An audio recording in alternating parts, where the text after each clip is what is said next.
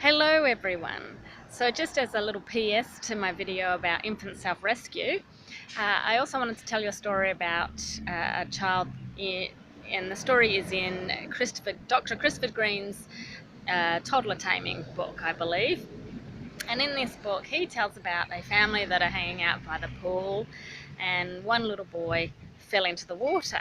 As they do, this is a very common scenario. And the grandfather, I believe it was, immediately jumped into the water, grabbed the child out, and praised the child and started gushing how brilliant the child was and said, "Oh, well done, you're such a good swimmer, that's brilliant, you did so well, I'm so pleased, I'm so proud of you, good on you, you did so well." And immediately gave the child positive reinforcement about falling into the water. And the reason that this is such a good thing is because your child then gets a positive self-image about water. I think in most instances, if a child fell into the water, the parent then leaps in, grabs the child out, and instigates a bit of a fear reaction. Oh my God, I was so scared. Oh goodness, you could have drowned. Oh dear, that was horrible. And oh, thank God you're okay. And that initiates a fear-based reaction as to falling into water. And that's what you want to stay away from. Instead, try and introduce a positive reaction. The grandfather then went on to play in the water with the child to sort of build that confidence in the water as well.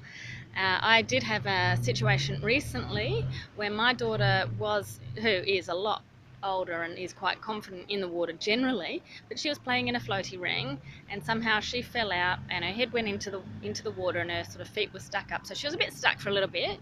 But then she fell into the water properly. She immediately turned around, grabbed for the life ring and pulled herself out again.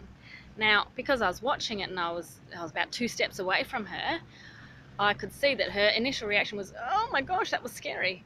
So I grabbed hold of her and I said, "Oh wow, did you see how well you did that, sweetheart? You just, as soon as you were in the water, you knew you weren't feeling very comfortable and you turned around and you grabbed for the floaty thing and you got yourself floating again. You got your head above the water. That was so good. I'm so proud of you, sweetheart. Good on you."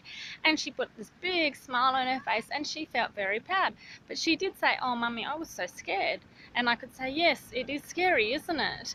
But you did so well because you did the right thing. You turned around, you found something that you could make yourself float with, and you grabbed hold of it, and that was brilliant, and that's what you need to do every time you feel uncomfortable under the water. You are so good. That was brilliant, sweetheart." And so I changed the reaction from a fear of, "Oh my God, that was really scary for me to see her," because I saw she was floundering, and I helped her put a confidence back into her. And it's okay for me now to remind her of that any time of when she thinks, "Oh no mummy, I'll sink," I'll say, "No, that's okay, sweetheart, you're so good at finding something to float and grab hold of and get your head out of the water." And I can remind her and she can think back to that and feel good about herself. So I like to try and always build confidence rather than instigate a fear-based reaction to everything. And it does take an awareness and conscious effort to do that with your children.